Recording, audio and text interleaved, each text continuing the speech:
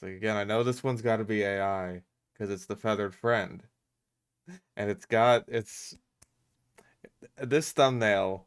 It makes me very happy. Okay, well, this thumbnail still has me hooked. We're checking this one out. Hey, welcome to new Hey. video. They possessed unique features and traits that made them formidable predators in the ocean. Like they could swim fast, and they lived at a time, and they were a certain size. And they ate clams, delicious clams. Today we're gonna show you the 20 most dangerous extinct sea monsters. Are you new to this channel? Make sure to Oh, subscribe I'm not and new to hit the this channel. notification bell. We've And done before this we song and start, dance also before. like the video. Number 20. Xiphactinus was a Sure. dangerous sea monster that could Hey, change. we're doing better than the last list already. It's starting off with a fish that actually lived in the ocean. It took until, like, I don't know, fucking 10 minutes into the last list, which was like a 17-minute long video, before we actually got to Xiphactinus. So, you know what? Good job, AI. Change color like a chameleon. In addition,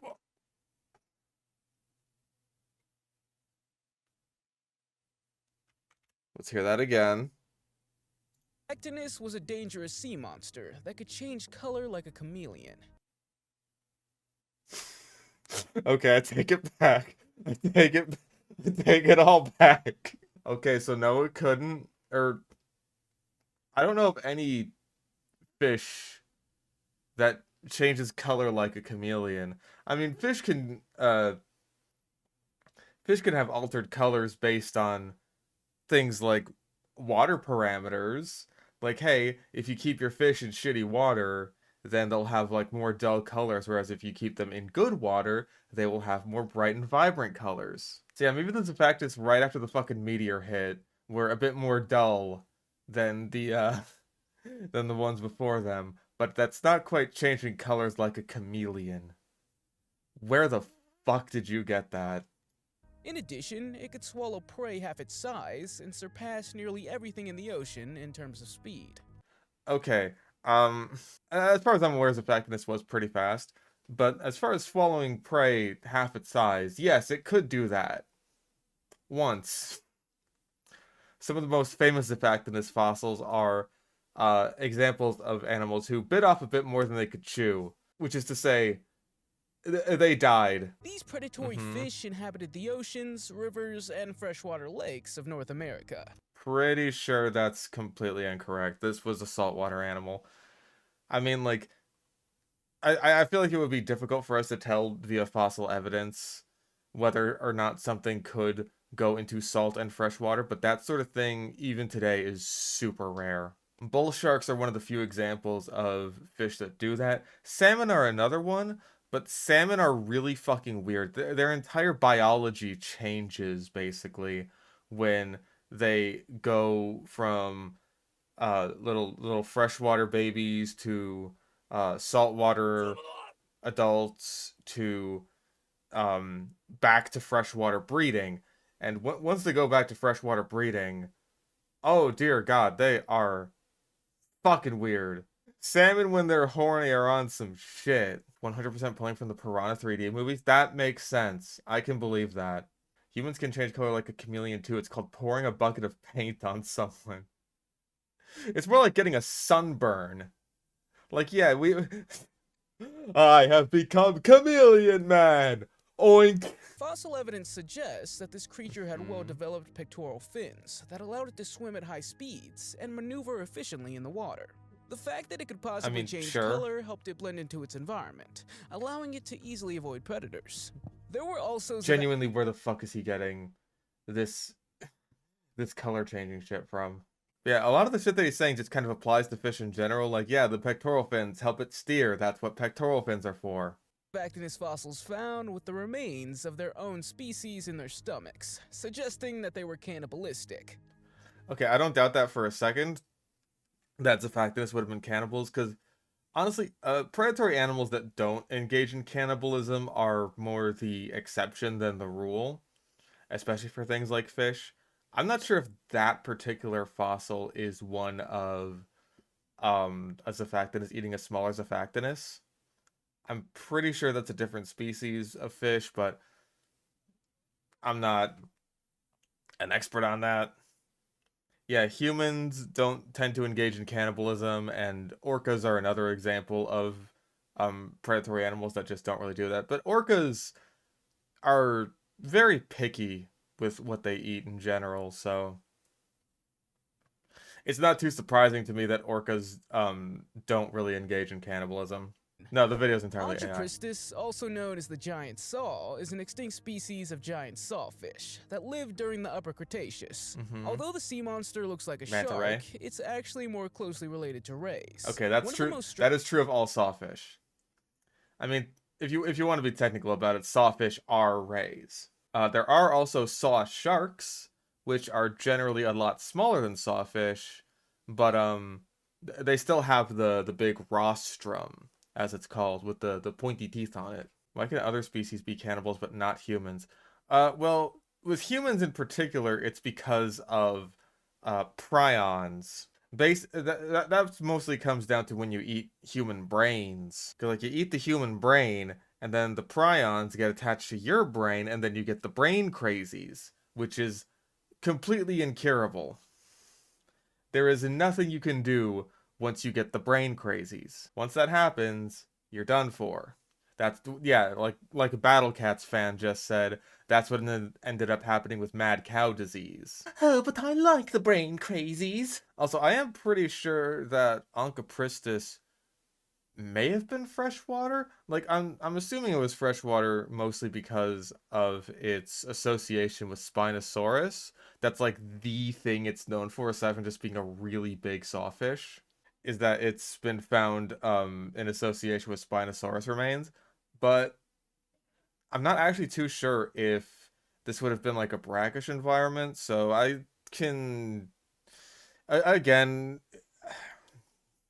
difficult to tell through fossil evidence unless you just find it in definitively freshwater environments and definitively saltwater environments at the same time. Whether or not these animals would have been able to do both like a bull shark. But again, it is far more often the exception than the rule. The barbs on its snout was probably used as a defense mechanism against predators. I mean, the teeth of the sea monster were arranged in a... again, this is pretty standard for what you can expect to hear about basically any sawfish. Sawfish do also use their rostrums to hunt. Saw sharks do the same thing as well. Like, they'll just sort of swipe at fish and then, you know, basically disable, maim, and immobilize them, and then they're just like, haha, I eat you now. Checkmate, atheists. So, defense against predators is one thing they're good for. Not that it helped much against Spinosaurus, aside from getting the fucking barbs lodged in the Spinosaurus's teeth every now and again, which is how we know that they had this predator-prey relationship. But yeah.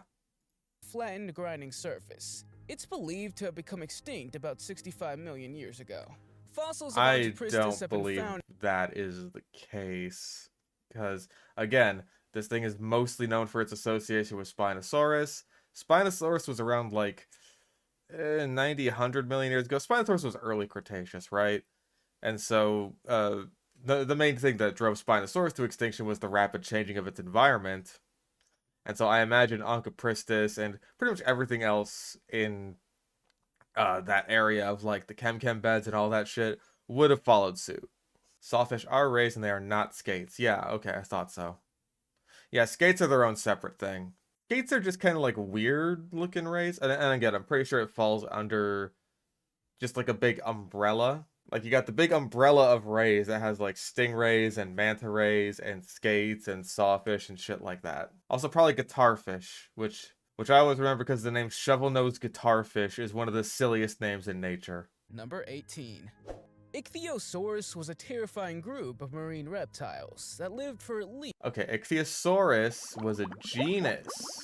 Not really a group of marine reptiles. You're thinking of the ichthyosaurs. And Ichthyosaurus itself, as we've gone over so many times, really wasn't all that scary. Basically just a reptilian dolphin. The bigger ones, I'll give you. But, like, hey, we'll see if he overlaps and just goes to, like, Shonisaurus or Sympospondylus. Some Ichthyosaurus were the largest marine reptiles that ever lived, That is with true. Shastasaurus being the largest, measuring up to 69 feet or 21 meters in length. And they had large, powerful eyes that allowed them to see well in low light.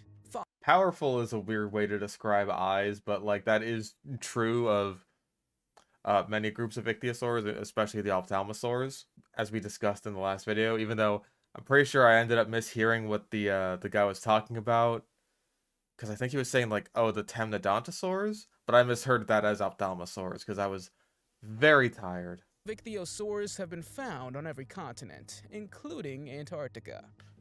I can believe that, I just don't know the species. Palaeophis is an extinct genus of sea snakes that lived during the Eocene era. These were the largest snakes of their time. Palaeophis was a formidable predator. Was it that fucking big? I mean, there's paleo art of this and like size comparisons, so I believe it. I just didn't realize it was that big. Feasted on a variety of ocean prey, including fish, turtles, and surprisingly, even whales. Despite their size, probably small Palaeophis whales. was an incredible sea creature, capable of swimming at an... Also, what do you mean despite their size? You just said this thing was huge. Is this Bad Dinosaur Academy? You bet your ass it is. I mean, it's more like Bad AI Video Academy, but take your fucking pick. I just choose the AI videos based on the topic that I actually know about. I am pretty sure that AI can sort of edit videos at this point. I'm not sure about like a whole 20-minute video like this. But I am pretty sure that there are AI programs out there that will just straight up grab clips from around the internet, like usually stock clips, and then just like make a whole video for you.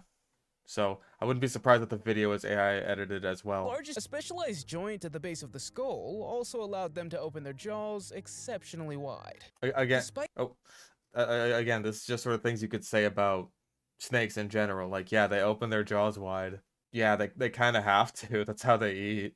Despite their impressive hunting skills, Palaeophis disappeared from the fossil record during the Oligocene era. About 23... The Oligocene? Oligocene? Number 16. Rhizodus is one of the oldest and largest fish ever discovered, and has earned the impressive title. I'm pretty sure this one's Devonian? I think I've heard of this one. This is one of the few instances where the AI just pulls something out that I don't actually know about, but I'm sure it's gonna say something stupid anyway. It's gonna say that it ate human flesh or could fucking be a chameleon. I don't know. It's gonna say something new and stupid that I could put on a thumbnail. Its diet likely consisted of various aquatic animals, including fish, amphibians, and possibly small reptiles. The dangerous... Why show a lizard for that? Like, again, that's the kind of thing that makes me say that this was like an AI edited video, because like, okay, in the script we're talking about reptiles here. They're like right at the end, therefore show a stock video of a lizard or something, right? It's thought that it went extinct as a result of competition from early ray-finned fish and sharks who were better adapted to the changing marine environments of that time. Number 15. Yeah, I just don't know much about that particular species, so I couldn't really correct too much, but like, I guess, I feel like it's mostly just saying very general things that apply to a lot of fish. And yeah, saying that it's like a sea monster and a river monster, like we keep double dipping in between the sea and the rivers. When you think true AI tubers will be coming out, like everything is pretty much AI generated. There is an AI VTuber. Her name is Neurosama, and she's kind of hilarious. A lot of the comedy also just comes from her dealing with her handler, basically, and him constantly trying to rein her in and stop her from saying crazy shit. Listen, it's got a cute girl as an avatar, therefore it is a girl. It belongs to the arthrodires, a group of ancient fish that were among the most dominant predators of their time. Okay, hold the fuck up. Usually I hear Dunkleosteus being referred to as a placoderm. Yeah, he went by the order instead of the class, which is kind of weird. I usually hear Dunkleosteus referred to as a placoderm. Like, it is true. I'm not saying he's incorrect, but again, like, I would go for the more general thing of placoderm, because like that's arguably the most... Oh, Jesus. one of the more unique features about Dunkleosteus is like, oh hey, it had the big armored head. That's like what placoderm means, basically. Like many of its relatives, Dunkleosteus had an armor-like skin that protected it from most marine predators. Is this Ark? Is it the Ark Dunkleosteus? Seriously, is this Ark? What the fuck is this? No, it's not Ark. Okay. Why is there mass all around it? Why is there like the fucking Pythagorean theorem around this one? Why is this that gif of the lady with the fucking math going around her head? Despite its size and impressive hunting skills, it had an unusual feeding behavior. Dunkleosteus... Despite its size and skills, it had an unusual feeding behavior. I don't think you know what despite means. I happen to know a great deal about what despite means. For example, despite making up only 13% of the population with sharp bone-like plates instead of real teeth to clamp down on its prey. It's likely that it primarily fed on other large fish and marine animals, such as sharks or squids. A terrifying fact is that Dunkleosteus could grow nearly 33 feet, or 10 meters long. No, it couldn't. This was a year ago. I don't know when a year ago. I'm pretty sure the dunk being shrunk was sometime last year, because like, yeah, like this was like right before, I want to say, the Jurassic World Evolution 2 pack that had Dunkleosteus was released, and it's just like, they didn't have time to shrink the dunk before they released the pack, so it is what it is. But yeah, it wasn't that big. I'm very sorry. Trust me, I was disappointed too. Number 14. Dakosaurus is an extinct genus of crocodilomorphs. Okay, at least he didn't call this one a dinosaur. I'm pretty sure this is the exact same picture that the last guy used, though. And hey, he said crocodilomorph, not even like crocodile. So, hey, bonus points. Again, like, I feel like the AI is doing a better job than the fucking last guy so far. Dakosaurus had serrated teeth that were laterally compressed, allowing it to easily tear through the flesh of its prey. Yep, this marine reptile... It had teeth that could bite stuff. That is indeed what predators do, generally speaking. Was considered a top predator and fed on a variety of prey, including fish, squids, and other reptiles. Again, like, it is obviously talking about marine reptiles here in context of what it's eating, but like the AI just, it says, oh, it's eating reptiles. Here's a video of a lizard. It wouldn't be eating lizards. It wouldn't. It would be eating like maybe small Ichthyosaurus or something. And here comes the alarming part. It had a craniokinesis, which means that its upper jaw could move independently during feeding and hunting. This ability would have allowed... What would you say that was the alarming part? So it could like sort of use its jaw to manipulate food in its mouth? That just seems like a useful adaptation. That doesn't seem very alarming to me. I don't know, like... Yeah, it probably had to swallow its food whole, like, you know, a lot of reptiles do. So it would have had to, like, reposition the food inside of its mouth to get it at like, a good angle. That just makes sense. Pardon me for not finding that particularly alarming. Oh, it thinks that you would use it as a saw on you? Now that is scary. Do-do-do. Do-do-do. Do-do-do-do-do. They're also sometimes found together with the remains of other prehistoric marine reptiles, suggesting that they may have lived in groups or hunted cooperatively. With other marine reptiles, therefore they hunted in groups? I mean, if they were found with other Dakosaurus, then I would give that to you, but you're saying they're found with other marine reptiles. That just means that, like, this and other things died in the same place at the same time. Like, you have to understand that's what, like, finding that fossil evidence means. It just means that they died at the same time. And so if it's a bunch of different fucking species, then that doesn't really mean anything. That probably just means that there was, like, some kind of big event that killed a bunch of things at the same time in the same place. Not necessarily that they were like, we ride together, we die together. You know what I mean? Number 13. Tullimonstrum, also known as Tully's... It's our boy, it's the Tully monster. Tullimonstrum was small, by the way. It was like that big, maybe?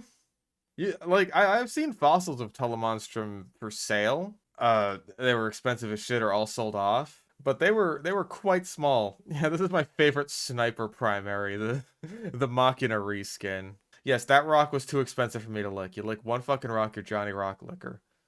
Let me double check how big Tullimonstrum was, because really wasn't that monstrous outside of its appearance. Lengths of 14 inches at the largest. So yeah. I personally, I would rank Tullimonstrum below shit like Xiphactinus. Honestly, Xiphactinus being at number 20 on this list made me think like, oh, it's gonna get into the big shit soon. It looks like a dingus. It does look kind of weird. It's got the famous snibbity snab. Monster is an extinct genus of invertebrates that lived approximately 300 million years ago.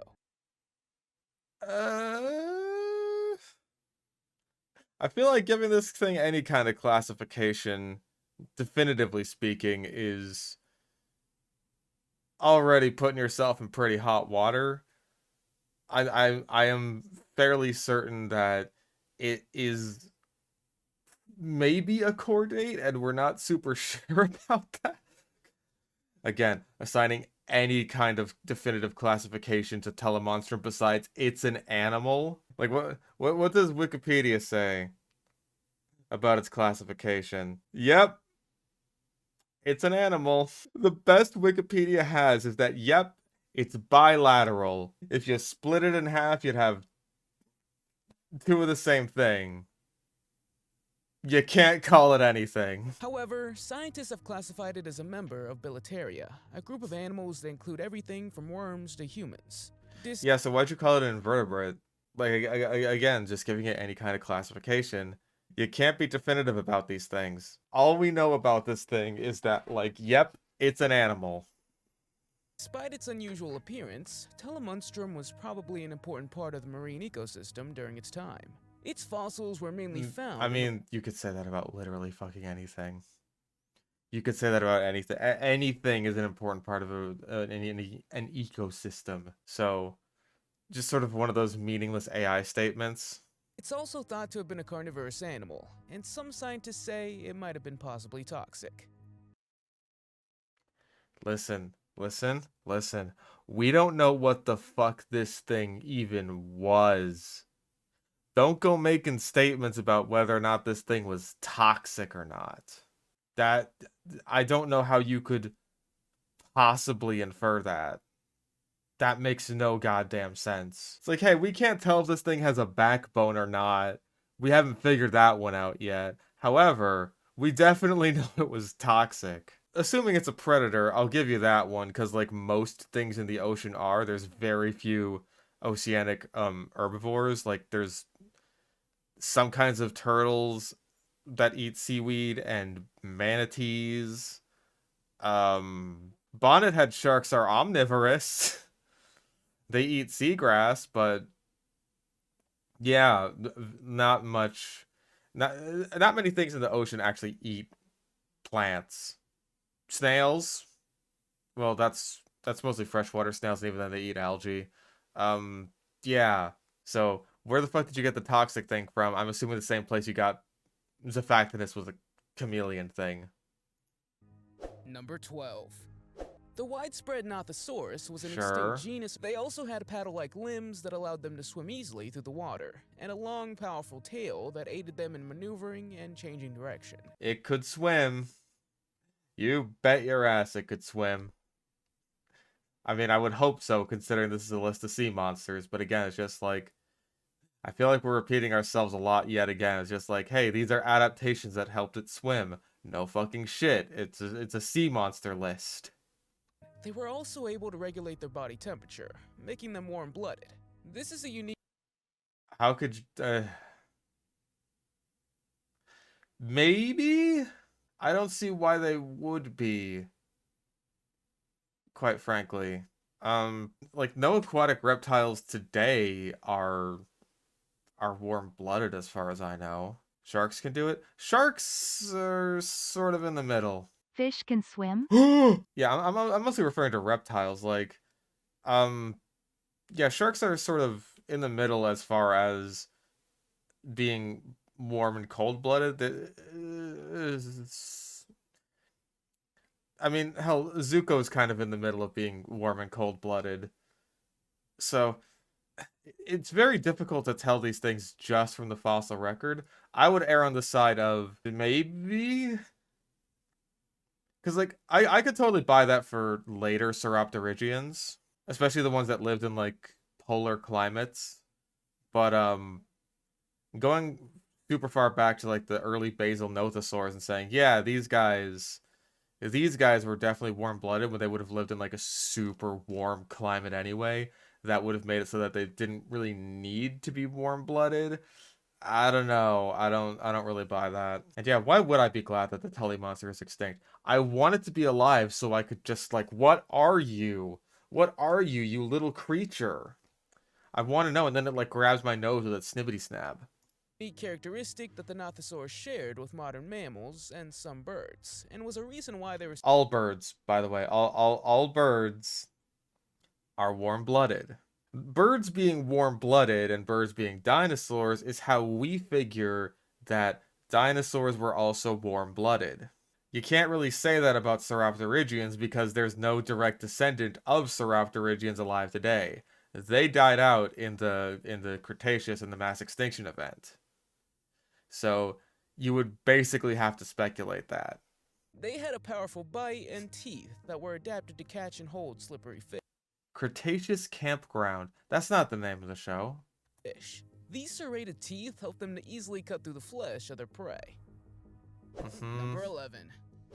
The Liopleurodon wasn't a dinosaur. Well, nothing on this list has been a dinosaur, but hey, at least it's not number 1. Like, yeah, relatively small pliosaur. I mean, maybe not small, but like I would call it like average size. Yeah, it's like a 20-foot long animal. So hey, it's not number 1. Let's just hope that something less intimidating isn't at the number 1 spot. But it lived alongside them, which perhaps speaks even more to its power. This sea monster... Also, what the fuck did you just say? You said it wasn't a dinosaur. I got that part. Number 11. The Liopleurodon wasn't a dinosaur, but it lived alongside them, which perhaps speaks even more to its power. That makes no fucking sense. A lot of these things lived alongside dinosaurs. Xiphactinus lived alongside dinosaurs. Onchopristis lived alongside dinosaurs. Dakosaurus lived alongside dinosaurs. Hell, Dakosaurus lived alongside Liopleurodon. What the fuck are you talking about? Again, that's just one of those meaningless AI statements. Like, that's the kind of shit that we were missing in the last video. It's just, like, weird statements that don't actually mean anything. This sea monster was one of the largest known marine reptiles That's the JW2 one. With an estimated maximum length. Did you say it was largest? The monster was one of the largest known marine reptiles that had ever lived. No, it wasn't. No, it was very reasonably sized, actually. This is about the size of a modern-day great white shark. With an estimated maximum length of up to 23 feet or 7 meters. Yeah, no, that's not even close to the biggest. Again, you were saying that, like, the fucking large Ichthyosaurus were among the biggest when they were like 69 feet long. And then you're saying, oh, this was like 23 feet. Like, yeah, no, that... What is your frame of reference for that? Like, yes, this thing was much larger than a modern-day marine iguana. So, you got me there, I guess. The first remnants of the Liopleurodon were discovered in England in the 19th century. But it wasn't until more complete remains were found in France in the 80s and 90s that paleontologists began to appreciate the true size and characteristics of this sea monster. That is somewhat true. He doesn't go into a whole lot of detail about it because he's got basically no time to. But yeah, Liopleurodon was known from pretty fragmentary remains before the neotype ended up being discovered. It was just like, okay, we actually know what this thing is now. Because at the beginning, Liopleurodon was a bit of a wastebasket taxon. Like I said, it was very known from very fragmentary material at the beginning.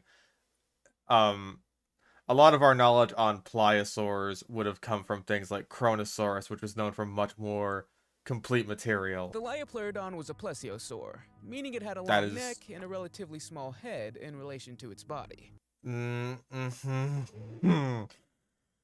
You are almost correct. Okay, yes, it is a plesiosaur. You would have been more correct in calling it a pliosaur, because the thing that differentiates pliosaurs from plesiosaurs, generally speaking, is the complete exact opposite of what you just said. because you literally just said that it had a huge head, which is true. Now, a lot of plesiosaurs are characterized by their very long necks and tiny heads. Not the pliosaurs. They have big heads and short necks. Mostly. You get outliers like Attenborosaurus or Ramaliosaurus, who's kind of in the middle. But those are like sort of early on in the pliosaur lineage, so they get a pass. They're still getting the hang of things. Nevertheless, its head was still enormous, with jaws that could open wide enough You just said it had a small head. Again, the AI is getting super fucking confused here because, like, the small... I say small. Like, the distinctions matter, right? Like, you can, pick a point on the evolutionary tree and say, like, yes, this thing is a plesiosaur, and therefore it had these traits. I'm an AI, that's how I know these things. But if you don't go further down the evolutionary tree, then you don't see, oh, wait, no, this thing was completely different. Even though it falls under this general sort of branch where it's just like, it's like if you made a video where it's just like, oh, hey, the platypus is a mammal, therefore it gives birth to live young. It's like saying something like that. Like, you just take these generally applicable traits to this group of animals and you don't apply the exceptions. Follow the prey the size of small cars. This sea monster was prey the size of small cars, like toy cars. Again, this is a 20-foot long animal. Liopleurodon was not that big. Again, now I feel like it's getting it confused with the fucking Walking with Dinosaurs Liopleurodon. Jesus Christ, this segment sucks. The creature hunted with a unique technique called hydrodynamic camouflage. It used its large body to create a wave, allowing it to hide and be more difficult to spot by its prey. Once the Liopleurodon... What? You're just making shit up now. I have literally never heard of anything like that. I've heard of orcas making waves to hunt seals on fucking ice floes. I have never once in my life heard of making a wave to hide yourself in. That makes no fucking sense. I've heard of fucking counter shading before. Is that what it's talking about? Is it talking about counter shading? Because we do have evidence that suggests that marine reptiles would have had counter shading. At least some of them would. We have evidence that suggests Tylosaurus had counter shading. What the fuck are you talking about? I'm looking up this hydrodynamic camouflage term. Because I have no idea what this means. No, this doesn't exist. Where the fuck did you pull that out of? I can't even find anything about that on Google except for, like, I don't know, like, oh, hydro camo designs for shirts and shit.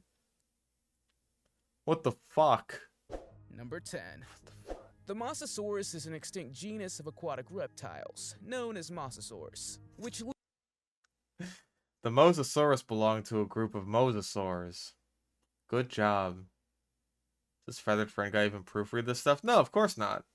He implicitly trusts the AI to know exactly what it's talking about.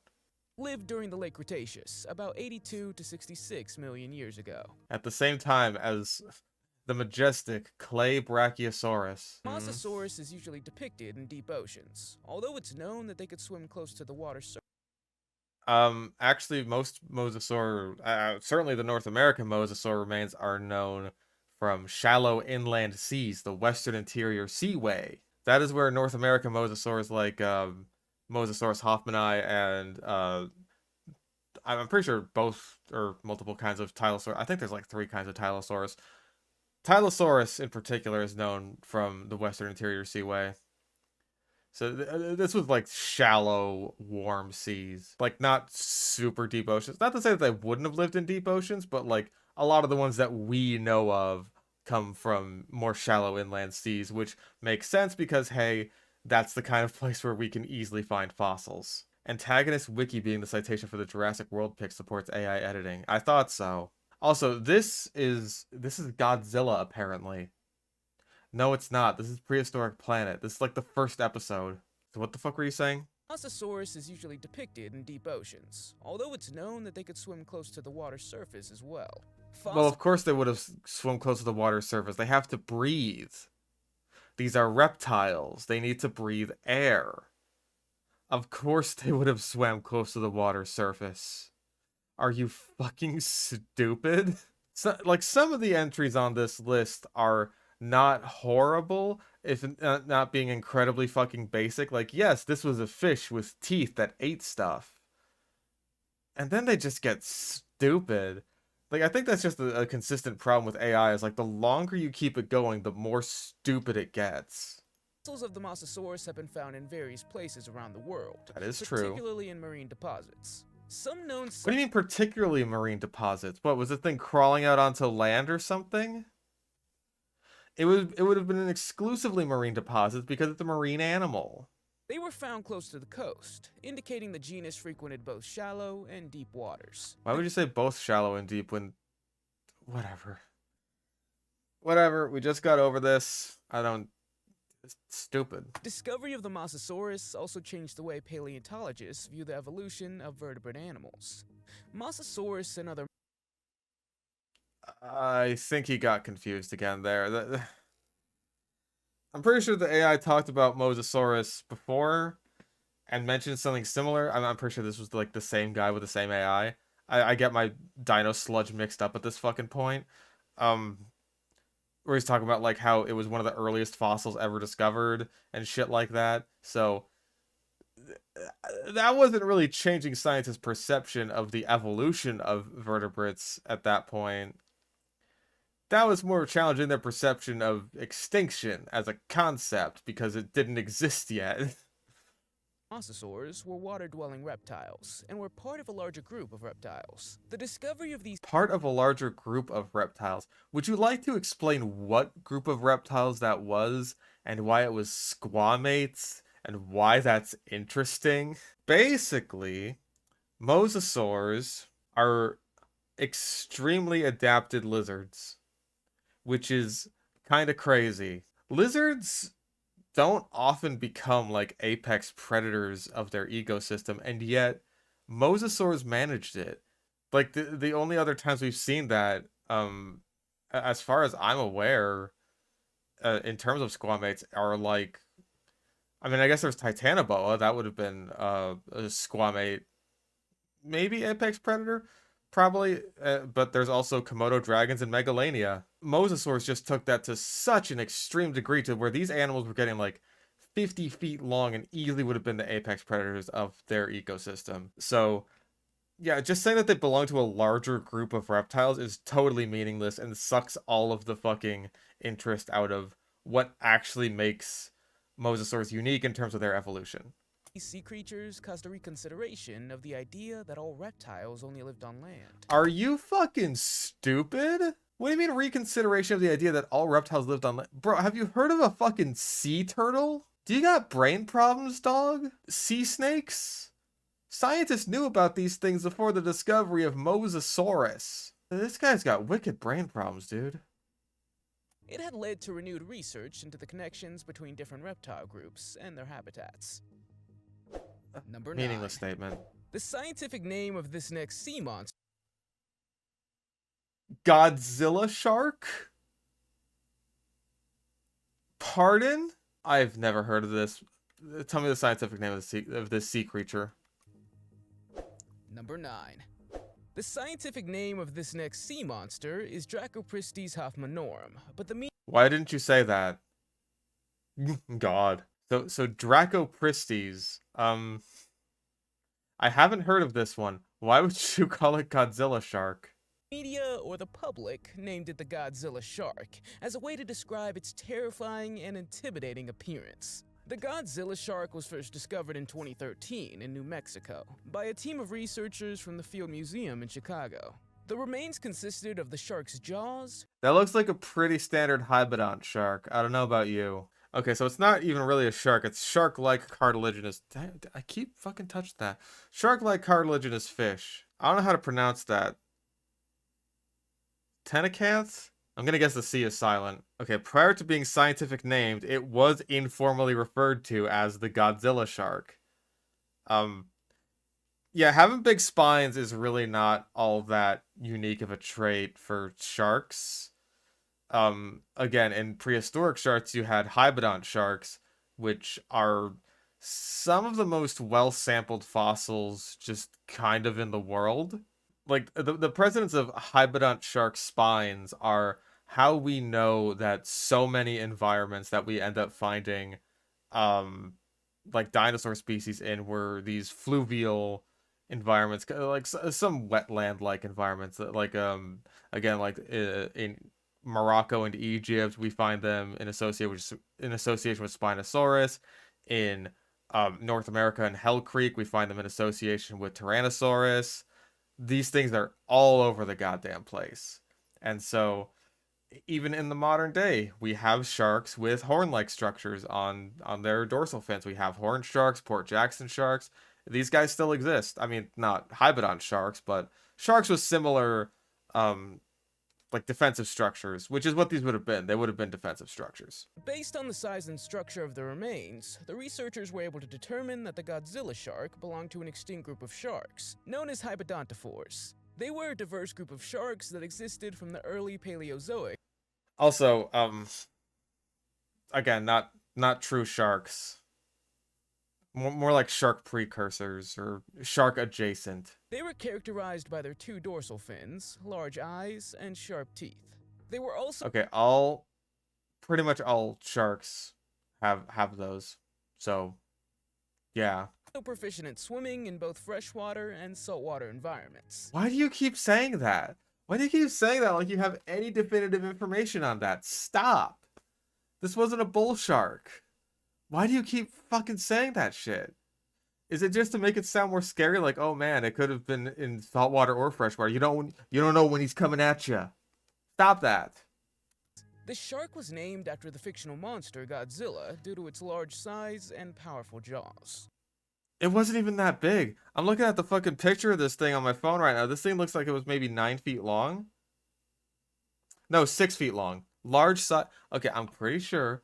Call me crazy. I'm pretty sure it was named the Godzilla Shark because of the big-ass fucking spines on its back. Like the big-ass spines you see on Godzilla's back there. And also, it wasn't named after Godzilla. Its name is Drakopristis. No, it means dragon shark. Yeah. And then the species epithet is Hoffmanorum. Oh gee, I wonder if it was named after a guy named Hoffman. The sea monster would have been approximately 6.5 feet, or 2 meters long, and would have lived in freshwater environments during the early Permian, about 300 million years ago. Then what? I'm tired. Maybe that's what it is. It's like, it's saying... He typed into ChatGPT or whatever, I need these sea monsters, right? And so the AI is just picking out like random freshwater animals too, like Onchopristis, and now we got fucking Drakopristis is just saying like, oh yeah, it could go into sea and freshwater, so that counts, right? It's just like, fuck off, you're just making shit up. Number 8.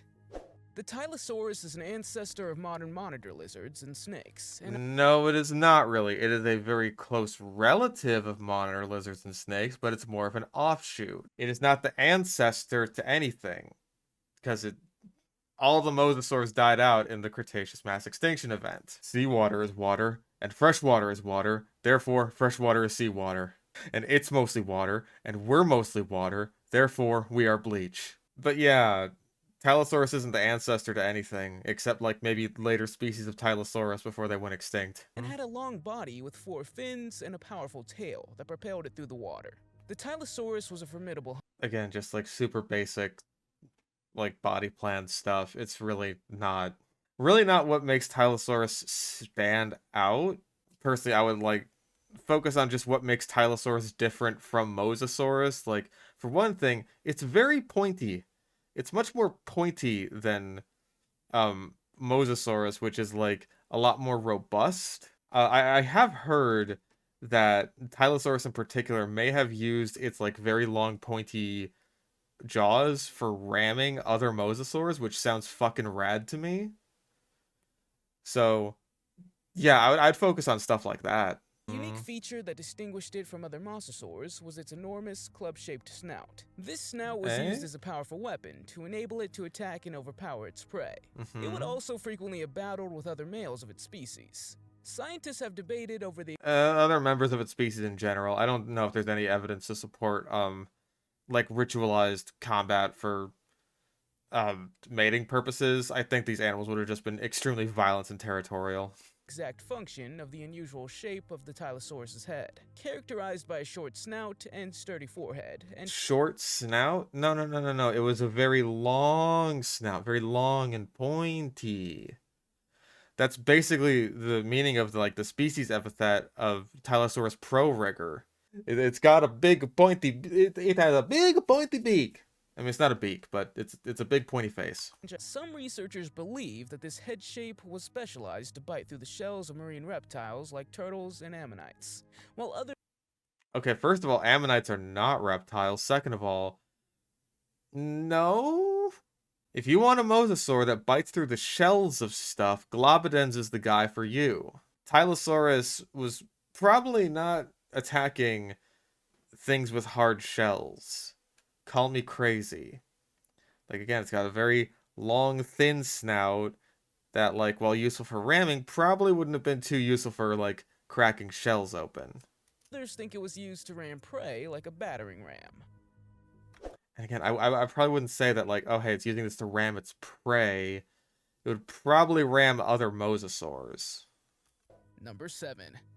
The Helicoprion is an extinct genus of shark-like creatures that lived during the early Triassic era. And hey, at least he referred to them as shark-like creatures and not just like sharks like he was doing with fucking the Godzilla Shark. So yeah, I'll give him points for that one. Helicoprion, as far as we know, based on our current understanding, is more closely related to things like ratfish and what are they called? Chimeras? Chimeras are the big ones. These clusters are known as tooth whorls, and they are one of the most distinctive and recognizable features of the Helicoprion. The exact shape and arrangement. I do love how that model just shows the fucking prey falling off to the side, and then the Helicoprion just keeps on swimming, just like, yep, got it. I wonder why tooth whorl sharks went extinct. Some early reconstructions suggested that teeth formed a saw-like blade, while others proposed a more spiral-like shape. This reptile would have only reached length. Why would you call it a reptile? Lengths of 10 to 16.5 feet, or 3 to 5 meters. Also, that doesn't sound right. I'm pretty sure Helicoprion was bigger than that. So I'm pretty sure you're double wrong there. Yeah, we did this last time. It would have reached lengths rivaling modern basking sharks. So you're very wrong. You are wrong on multiple levels there. One, that's not a reptile. Two, it was like twice that size. It likely fed on small fish and other marine invertebrates, using its unique tooth whorls to catch and... What do you mean, other invertebrates? It's not an invertebrate. Other fish aren't invertebrates. Fuck. Crush its prey. Number 6. The Kronosaurus is an extinct genus of short-necked Plesiosaurs, a kind of marine reptile that lived during the early Cretaceous era. Okay, he made the distinction between short-necked pliosaurs and plesiosaurs. He made it that time, but not in time for poor Liopleurodon. Any examples of prehistoric crabs? Yeah, but they were pretty much just crabs. There's no prehistoric crabs that I'm aware of that were like super special and like, oh, they're gigantic. Like, if anything, the crabs that we have today, like Japanese spider crabs, are pretty outstanding on their own. So yeah, there are some really well preserved crabs though, but I think a lot of them come from, if I'm not mistaken, South America, which means that like I'm pretty sure there was some kind of fossil importing restriction put on recently, semi-recently. I remember talking about this with some people who sold fossils at the county fair last year. I think this was in like Chile, maybe Argentina. I don't quite remember. Yeah, they have like a couple of really nicely preserved crabs there. I didn't get them. Didn't have the money for it at the time. Yeah, like crabs are crabs are crabs. Are Japanese spider crabs not spiders or something? Okay, I don't think they're like true crabs, but they're crab adjacent. So I'm counting those. Their fossil remains, limited in number. Hey, that's the Kronosaurus mount I was talking about last time. They gave it too many ribs, so it's a bit longer than it ought to be. But like, yeah, that's the one. Have sparked our imagination, although the reality is just as fascinating. Also, what the fuck were you even saying there? I wasn't listening. Their fossil remains, limited in number, have sparked our imagination, although the reality is just as fascinating. Their fossil remains have sparked our imagination, but the reality is just as fascinating. That's a meaningless statement. It had a large head and powerful jaws, lined with hundreds of sharp teeth, making it one of the most formidable predators of its time. I don't know about hundreds of teeth. That doesn't sound right at all. Especially since some of the teeth, like particularly towards the end of the snout, would have been fucking huge. It's a lot more exaggerated on Liopleurodon, but pliosaurs in general, their teeth, like towards the end of the snouts, just got like really fucking big. They would have been like tusks almost. So being able to fit hundreds of teeth in when you've got some teeth that are taking up that much space, I don't quite believe you. One of the most unique features of the Kronosaurus was its extremely short neck. Unlike other plesiosaurs who had longer necks that... Oh my god, he's getting them confused again! No! Pliosaurs have the short necks, plesiosaurs have the long necks. God fucking damn it, he got them confused again. Keep this guy away from fucking plesiosaurs, man. He can't handle it. Yeah, he keeps talking about, like, oh, it's got 4 fins and that means it can swim. How about talk about the fact that, like, plesiosaur locomotion is a pretty hotly debated topic? Because how these things ambulate, basically, is not really entirely known. This model of aquatic locomotion does not exist today. With like the 4 flippers, the closest thing we have is sea turtles, and they mainly propel themselves with their front 2 flippers. We don't have anything like plesiosaurs today. So how they got around is like still kind of debated. Like back in the Walking with Dinosaurs days, you had the sort of like the front flippers go up and then the back flippers go down, and they kind of alternated, right? But then when you wanted a big burst of speed, you moved them all at the same time. Something like that. My nose is so itchy. I promise I don't do cocaine. You could talk about that. I wouldn't mind. I wouldn't even mind if you speculated on that a little bit personally, but then you would have to inject some personality into that. Which you can't because you're AI. Number 5. We can somewhat accept giant sharks, king whales, and biting reptiles. What do you mean king whales? You haven't talked about one whale so far. I know he's referring to Basilosaurus there, because Basilosaurus basically means like king lizard, even though it's a whale. But that's because when they first discovered the bones, I thought it was a lizard. But you haven't mentioned a single whale on this list. But the line really has to be drawn at ancient alien scorpions, right? The Eurypterids, better known as sea scorpions, were a group of arthropods that lived in the ocean. He did it again! He can't say arthropods! Oh, I've missed this one. I've missed this fucking goober AI. Between 470 million and 251 million years ago. They were the largest arthropods that had ever existed, and the largest species... Okay, Dakosaurus was specifically the largest arthropod, say it with me, AI voice, arthropod, that existed. Not all sea scorpions in general. Again, they were incredibly diverse, incredibly varied. These guys actually were in saltwater and freshwater, and we can definitively prove that with the fossil record, you fuck! Species was more than 6.5 feet, or 2 meters long. Also, even then, that's an underestimate for Xiphactinus. It would have been bigger than that. Like, a lot. I mean, not a lot, but like, I want to say Xiphactinus is like 10 feet long. So, yeah, bigger than 6 feet. Eurypterids fed on a range of prey, including fish, snails, and other invertebrates. The larger species might even have been able to overpower small vertebrates like early fish. Is he going to say that they liked eating human flesh? Making them... Also, wait, didn't he just say they ate fish? Yeah, you literally just said that they ate fish. Are you stupid? Today, the largest living scorpion is the emperor scorpion, which can grow to be more than 8 inches or 20 centimeters long, and weighs about 1.5 ounces or 40 grams. Compared to the prehistoric sea... I mean, like, the largest arthropod in existence is the Maine lobster, or the largest arthropod currently living today is the Maine lobster. Those guys can get around, I want to say, like 2.5, 3 feet in length when fully grown. You know, the main lobster at least is still giving the Eurypterids a run for their money. It's bigger than quite a few of them. But yes, the scorpions in general have certainly shrunk since the good old days of shit like Pulmonoscorpius. Number 4.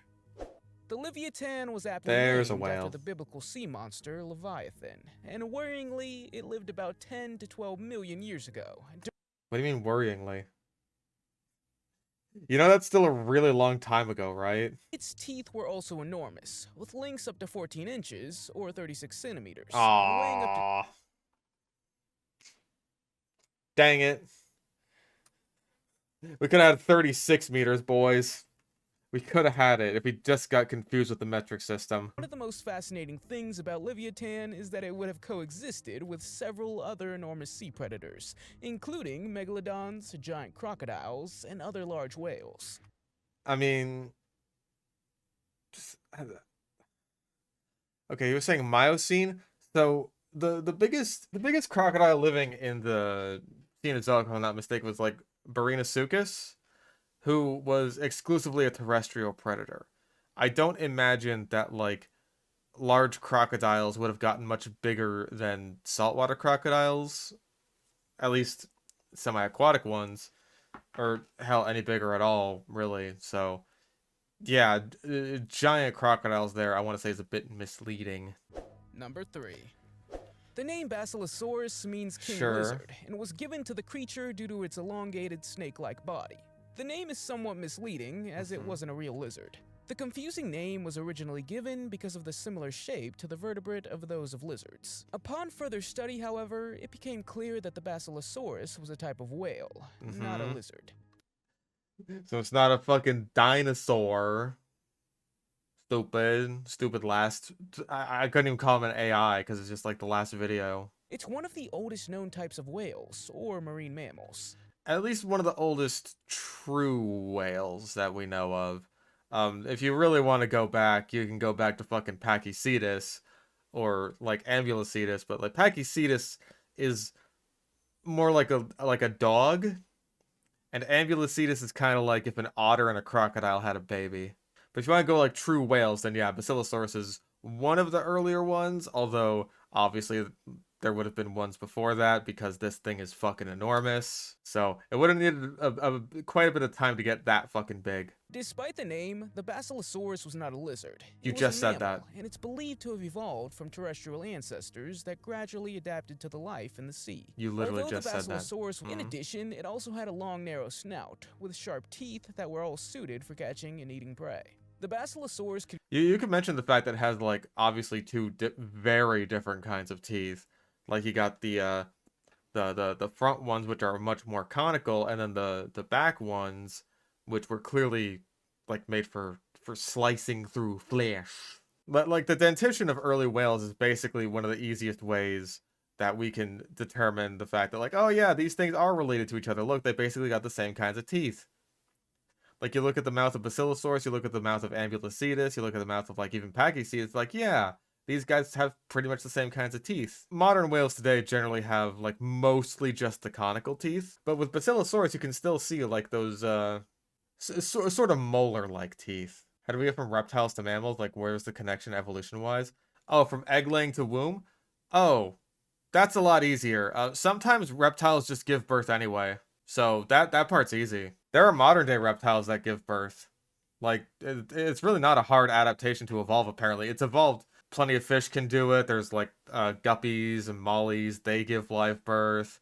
Amphibians can do it. There are caecilians that give live birth. Yeah, plenty of reptiles. There's boas. Some kinds of chameleons do as well, actually. That's just an adaptation that evolves sometimes, and then that eventually became pretty core to mammals, same as, the main thing that differentiates mammals from other groups of reptiles, which is the ability to, or other groups of reptiles, fuck me, I'm getting AI brain right now. Other groups of animals, which is their ability to produce milk, and even then, that's not entirely a mammalian thing, except it sort of is. Basically, I just mentioned caecilians giving live birth. Some caecilians will also secrete a substance that their babies will feed on as they're being like raised by their mother. And then sometimes the babies will also just eat the mother's skin, which is horrifying.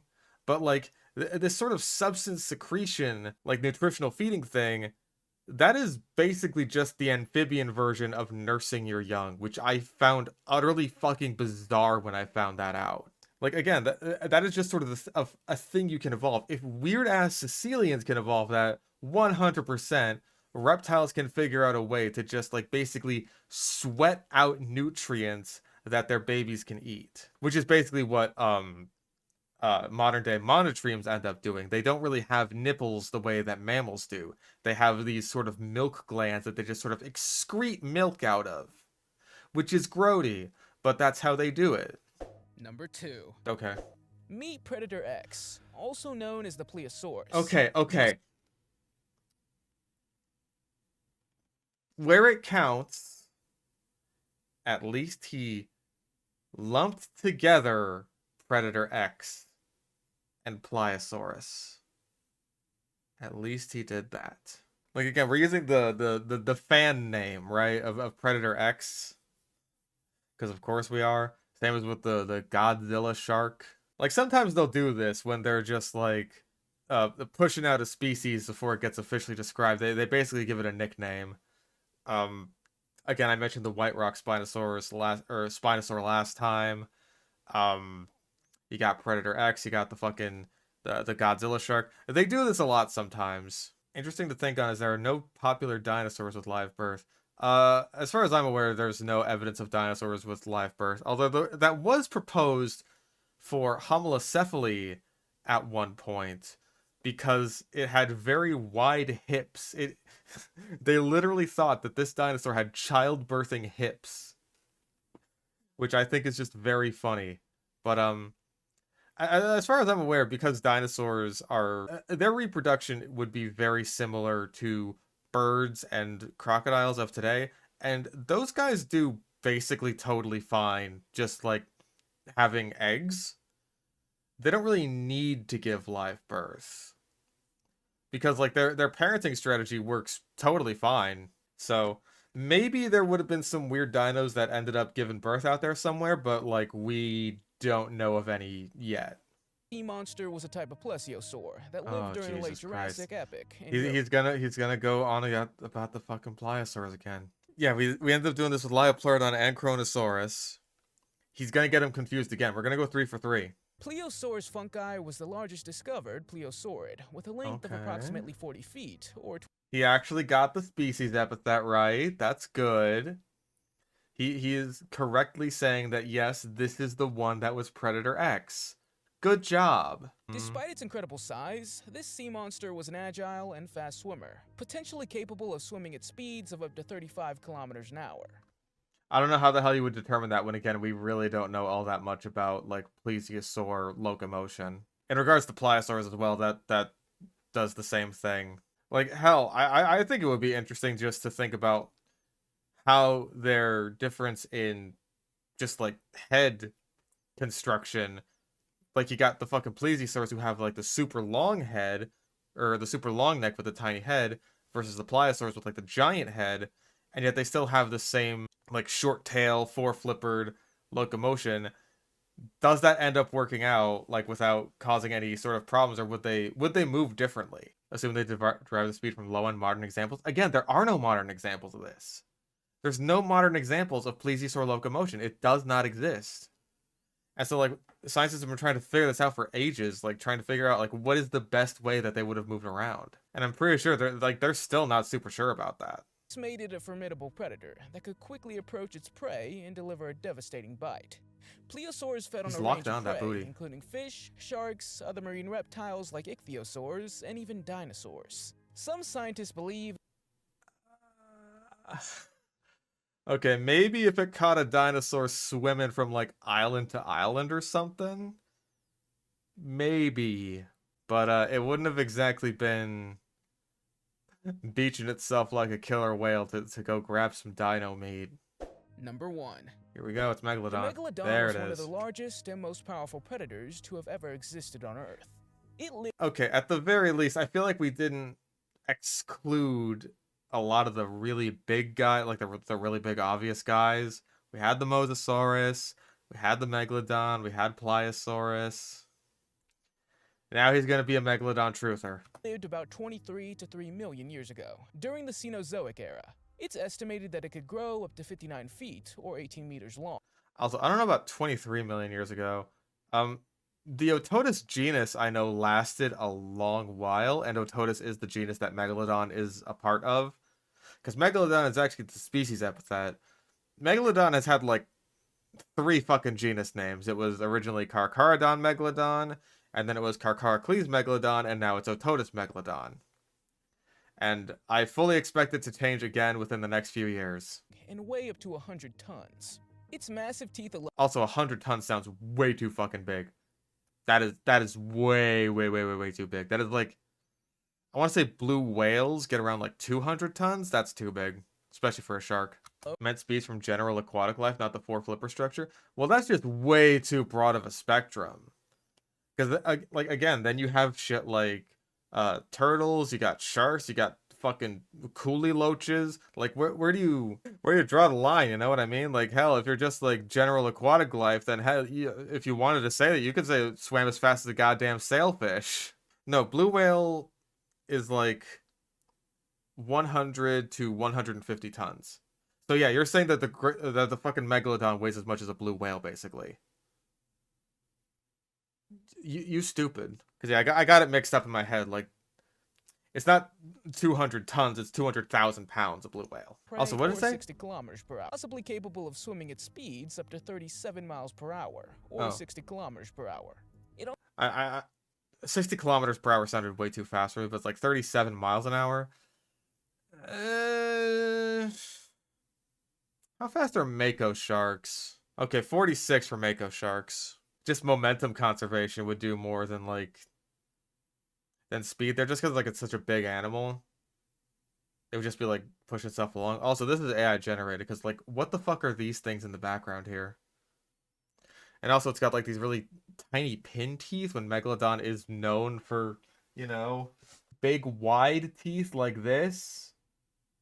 This is AI generated garbage. But we knew that already, didn't we? Some, however, believe that the Megalodon still swims around, as only a small percentage of the ocean has been explored. Which sea monster would you like to see brought back to life? Only a small percentage. If you like the video, give it a thumbs up. If you want to see— Despite having explored only 13% of the ocean, 50% of the Megalodons have gone unexplored. Fuck you. Listen, anyone who's an actual scientist believes that Megalodon is fucking dead. Yeah, well, AI hasn't exactly gotten any better since the last time we tried this. Love the video. Good job on your video. That looks good. Love your videos, love your videos. Video's so amazing. I like this. Incredible videos. Okay, this video has like 1.5 million views and only 400 comments. The top comment here, that is top, right? Yeah. That is 15 likes. This one has 20. Who watched this because of the thumbnail? I think you're the first real person here. This is botted as fuck, dude. But if it was 1 million years ago, why is the world only 2023? I am so confused. Actual child. Actual child on a tablet. Also, why does it say Jew? Why does it say Jew? I love dinos, but it's a little bit. I love your videos. Cool, bro. These are all botted. None of this is real. Oh my goodness, I love that. 310, 313, 314. My friend Megan was named after a Megalodon. Well, we can't beat that. Good old Megan. Shut up, Meg.